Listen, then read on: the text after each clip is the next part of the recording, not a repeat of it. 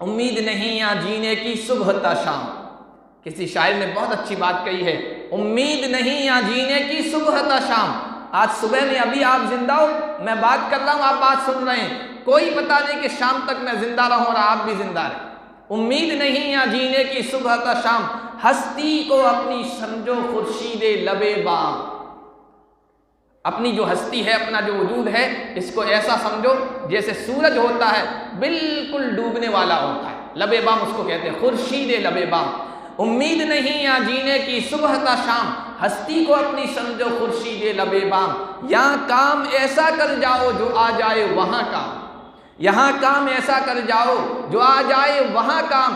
खुदा जाने कब आ जाए मौत का पैगाम, अपनी कोई मिल्क ना मलाक समझना, होना है तुम्हें खाक सब खाक समझना। अल्लाह पाक इस तरह हमें ज़िंदगी गुजारने की और पिछले वक्त का जायज़ा लेने की और आइंदा नेकियों और इबादत और इताअत में ज़िंदगी गुजारने के लिए एक टाइम टेबल बनाने की और अपना पूरा निज़ाम बनाने की हम सबको तौफीक अता।